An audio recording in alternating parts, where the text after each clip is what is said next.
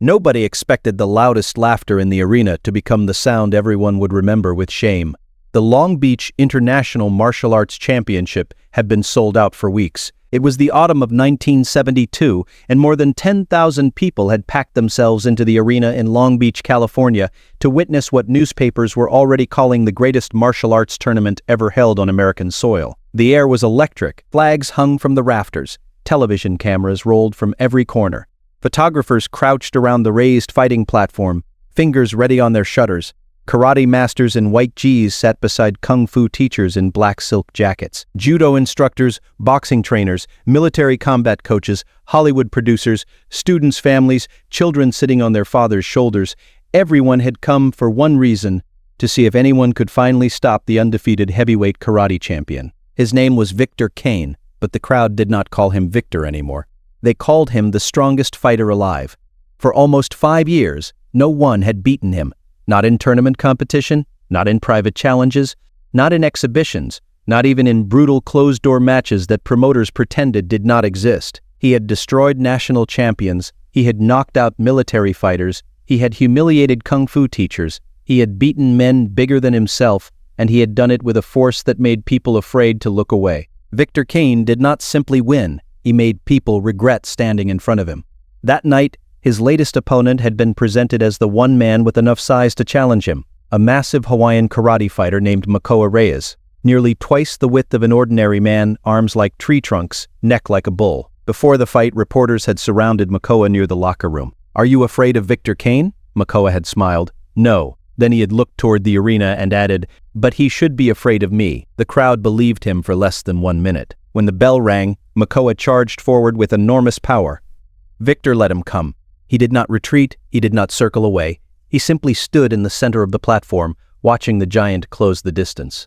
Then Victor struck. One kick to the knee, one punch to the ribs, one elbow across the jaw. Makoa's entire body twisted in the air before crashing down onto the canvas. The sound was sickening. The referee rushed in. Makoa tried to rise. His hands shook. His eyes rolled. His legs refused to obey. The referee waved both arms. The fight was over. Victor Kane had won again in less than 1 minute. The arena exploded. People jumped from their seats. The commentators shouted until their voices cracked, "Victor Kane has done it again. No one can touch him. The strongest fighter alive remains undefeated." Victor stood above the fallen giant and slowly raised both arms. He smiled, not a grateful smile, a cruel one. He turned toward the audience as if the entire arena belonged to him. And in that moment, he made the mistake that changed everything. He did not bow to his opponent. He did not celebrate with discipline. Instead, he walked to the microphone. The announcer hesitated before handing it over. Victor snatched it from his hand. The arena slowly quieted. Victor looked across thousands of faces, then laughed. "I am tired of this." The crowd cheered. He pointed down at Makoa, who was still being held by 2 officials. "Every year they bring me someone bigger. More laughter. Every year they bring me someone stronger." He turned slowly, and as he leaned toward the microphone, "And every year they fall." The crowd roared. Victor let the noise rise, then lifted one hand for silence. "I don't want another champion." The crowd murmured, "I don't want another professional." He smiled wider. "I want someone from the audience." At first, everyone laughed. They thought it was entertainment, a showman's insult. But Victor was not joking. His eyes began moving through the crowd, searching, judging, hunting. He wanted someone who looked weak, someone he could embarrass, someone whose humiliation would make him look even larger beneath the lights. The cameras followed his gaze row by row, face by face. Then he stopped. Near the front row, seated between a decorated military veteran and a young student, was a quiet man dressed in a simple black jacket and dark trousers. He was lean, calm, still. No championship belt, no entourage, no loud conversation. He was not trying to be seen, he was simply watching. Victor smiled. There, the spotlight shifted. The camera zoomed. Thousands of people turned. Victor pointed directly at the quiet man. "You." The man did not move. The crowd began laughing before anything had happened. Victor leaned over the ropes. "Yes, you." More laughter. "You look brave sitting there." The man slowly lifted his eyes. His face remained calm. No fear, no anger, no embarrassment. Victor laughed even harder. "I have heard people call you a legend." The crowd suddenly grew louder. Some people recognized the subject of the insult, others did not. Victor continued, "You don't even look like a fighter." More laughter rolled through the arena.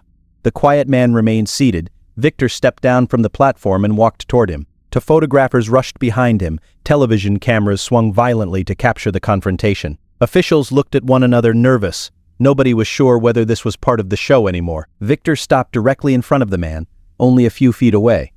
He looked down at him. "You." The quiet man said nothing. Victor pointed one finger inches from his face. "Stand up." Still nothing. "Or admit you are afraid."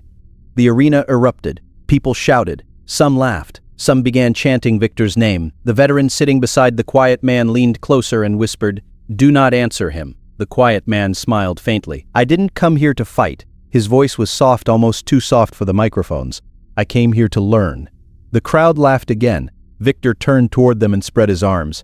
"You hear that?" He looked back down. "He came to learn." Then his smile disappeared. "Then learn this." He suddenly kicked the chair. The metal legs scraped violently across the floor. The entire front row gasped. The quiet man remained seated, but the atmosphere changed instantly. Several martial arts masters stood up. Tournament officials rushed forward. The announcer tried to speak into another microphone. "Ladies and gentlemen, please remain calm." Victor grabbed that microphone too. "If this man is really what people say he is," he pointed down, "let him prove it." A wave of noise crashed across the arena. "Fight! Fight! Fight!" The chant grew until the walls seemed to shake. The quiet man finally stood, not quickly, not dramatically. He simply rose to his feet, and silence fell as if someone had pulled the sound from the building. Victor's smile flickered. For the first time standing face to face, he noticed something strange.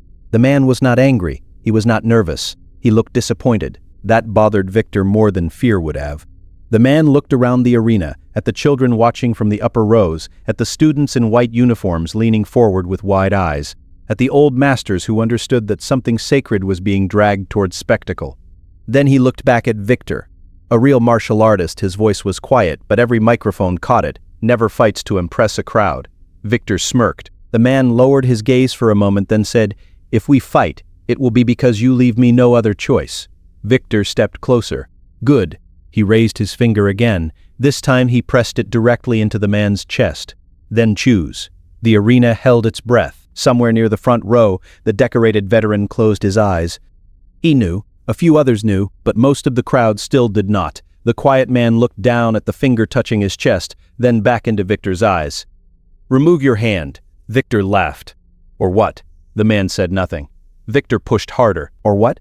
For the first time that night, the quiet man's expression changed, not into anger, into something colder, cleaner, final. He said, "My name is Chuck Norris." The words struck the arena like thunder. A wave of shock moved through the crowd. Some people stood, others gasped. Photographers who had been pushing closer suddenly froze. The commentators stopped speaking. Even Victor's eyes narrowed. "Chuck Norris?" He repeated the name with contempt, but his voice had lost some of its certainty. Chuck slowly removed Victor's finger from his chest, not violently, not dramatically, just enough. Then he stepped past him toward the platform. Victor turned. "Where are you going?" Chuck climbed the steps. "To finish what you started." The arena erupted again, but this time the sound was different. It was not laughter. It was disbelief, excitement, fear. Every martial artist in the room could feel the shift. Victor Kane had challenged a quiet stranger. Now that stranger stood beneath the lights as Chuck Norris. The referee tried to regain control. Victor climbed back into the ring. "Make it official." The promoter rushed over. "Victor, we cannot just..." Victor snapped. "I said make it official." Chuck stood silently in the corner. The promoter turned toward him. "Mr. Norris, you are under no obligation to accept this." Chuck nodded. "I know." And Chuck looked at Victor, then at the thousands of people watching. "If I walk away now," he paused, "some of these students will think restraint is weakness." He folded his hands calmly. "I cannot allow that lesson to be taught." The referee swallowed. "What rules?" Victor answered immediately. "Full contact." The crowd roared. Chuck shook his head. "1 round?" Chuck nodded. "1 round is enough." Victor stepped toward him. "You think you can beat me in 1 round?" Chuck answered softly, "No." The arena fell silent again. Chuck continued, "I think you will understand before the round ends." The sentence moved through the arena like a blade sliding from its sheath. Victor's face darkened. He raised his fists. Chuck stood in a relaxed sideways stance, loose, balanced, almost effortless. The referee stepped between them, sweating heavily. "Gentlemen, fight clean. Follow my commands. Stop when I tell you." Victor never looked away from Chuck. "I'm going to make you regret standing up." Chuck's eyes remained calm. "No," he said quietly. "You are going to regret sitting above everyone else for too long." The referee stepped back. The bell rang. Victor Kane charged forward, and in the first second, every person inside the Long Beach Arena realized the most dangerous fight of the night had never been on the schedule. Victor Kane exploded forward the instant the bell rang. Not with patience, not with strategy, with violence. His first step shook the wooden platform. His second step covered nearly half the ring. By the third, his right fist was already flying toward Chuck Norris's head, with enough force to end most fights before they truly began. The audience screamed. Several women covered their eyes. Children stood on their seats. Photographers leaned so far over the ropes that tournament officials had to pull them back. Everyone expected the same ending they had seen 50 times before. One punch, one knockout, one more victim. But Chuck Norris never looked at Victor's fist. His eyes remained fixed on Victor's center, his shoulders, his hips, his breathing. Because Chuck knew something Victor never understood. Hands don't tell the truth. The body does. Victor's shoulder tightened a fraction of a second before the punch arrived. His right hip rotated, his left heel lifted from the canvas. Chuck had already seen the attack before Victor himself had fully committed to it. The punch arrived like a cannon. Chuck moved less than 6 inches, not backward, diagonal. Victor's fist sliced through empty air so close that it brushed a single strand of Chuck's hair. Nothing else. A collective gasp rolled through the arena. Victor stumbled half a step, not enough to lose balance, just enough to realize he had missed. Chuck remained exactly where he wanted to be, relaxed, hands low, almost casual. Victor turned immediately. A smile spread across his face. "You got lucky." Chuck looked at him calmly. "No. I was simply where your punch was not." The crowd laughed softly. Victor's smile disappeared. He attacked again, this time faster. A left jab, right cross, left hook, spinning elbow. Every strike flowed into the next without pause. The combinations had destroyed national champions, military instructors, professional karate fighters. Chuck didn't block, he didn't absorb, he didn't clash. He simply disappeared from every attack. 1 inch, half a step, a slight turn of the waist, a relaxed shift of weight. Every punch missed. Commentators stopped talking. One whispered, "I don't understand." A retired military instructor quietly answered from the front row, "That's because you're watching Chuck's hands. You should be watching his feet." Nearly 20 seconds passed. Victor hadn't touched Chuck once. His breathing became heavier. Chuck's breathing never changed. Victor frowned. He had expected resistance. Instead, he was chasing smoke. "You afraid to hit me?" Victor shouted. Chuck smiled. "I'm waiting." "For what?" "For you to stop fighting your own anger." Victor roared. The sound echoed through the arena. He charged again. This time he abandoned combinations. He relied on raw power, a crushing right hook. Chuck leaned away. A left uppercut, Chuck turned his shoulders. A knee toward Chuck's ribs, Chuck stepped outside the line.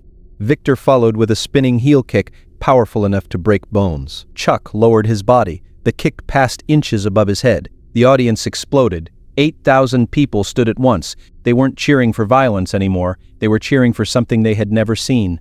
Perfect control, perfect timing, perfect calm.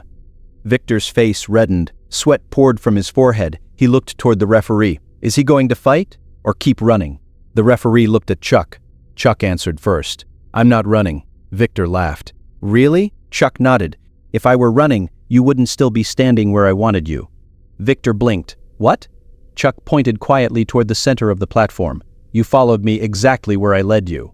Several Grand Masters exchanged surprised glances. One whispered, "He doesn't even realize."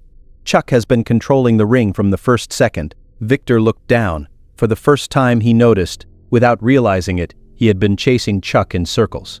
Chuck had never once been trapped, never once forced backward. Every movement had placed Victor exactly where Chuck wanted him. The realization lasted only a second. Then pride buried it again. Victor growled, "No more games." He suddenly lunged forward, not with a punch, with both arms. A crushing bear hug, his signature technique, the move that had broken ribs, collapsed lungs, separated shoulders. He wrapped both arms around Chuck's waist. The audience gasped. Finally, he had him. Victor squeezed.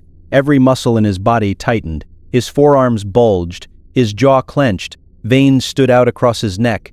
Chuck didn't resist, didn't panic, didn't fight the pressure. He relaxed completely. His body softened like flowing water. Victor frowned. "What?" Chuck rotated his hips slightly. His left shoulder slipped free, then his right. One tiny step, one effortless turn. Suddenly Victor's arms crushed nothing but empty air. Chuck was already standing beside him. The arena erupted. No, impossible. How did he escape? Even the referee stared in disbelief. Victor looked down at his own hands, still locked together, still squeezing. Only now they were embracing nothing. Chuck gently adjusted the sleeve of his jacket. "You rely on strength." Victor glared at him. "Because strength wins." Chuck nodded. For a while. Those 3 words struck harder than any punch. Victor's breathing grew rougher. Chuck's remained calm. The decorated veteran who had recognized Chuck leaned toward one of his companions. "Listen carefully." The young man nodded. "Victor believes fighting begins with power." The veteran smiled. "Chuck knows it begins with understanding." Victor had stopped listening. His pride had become louder than reason. He rushed forward again, this time with everything he had. His feet pounded against the canvas, his shoulders rolled forward, his right fist tightened, his eyes narrowed. He committed every ounce of strength into one devastating straight punch, aimed directly at Chuck's face. The crowd screamed. Chuck didn't move immediately. He waited, not because he was slow, because he was patient. The punch traveled closer, closer, closer. Then, Chuck stepped, only once. His body slipped just outside the attack. His left hand lightly touched Victor's wrist. His right palm rested against Victor's elbow. There was no explosion, no dramatic strike, only perfect timing. Victor suddenly felt something impossible. The floor vanished beneath him. His own momentum turned against him. His feet crossed. His balance disappeared. Chuck rotated his hips, not violently. Naturally, Victor's enormous body lifted completely off the platform. For one unbelievable second, the undefeated heavyweight champion floated in the air. Time seemed to stop. 8,000 spectators watched in complete silence. Then, boom. Victor crashed flat onto the wooden platform with a sound that echoed through the entire arena. The ring shook beneath them. Dust rose into the bright television lights. Several photographers instinctively lowered their cameras. They had forgotten to take the picture. They had been too shocked to move. Victor stared upward, his eyes wide, his lungs empty. For the first time in nearly 5 years, someone had thrown him, not with greater strength, not with greater size, but with something he had never learned to understand. Chuck quietly stepped backward, hands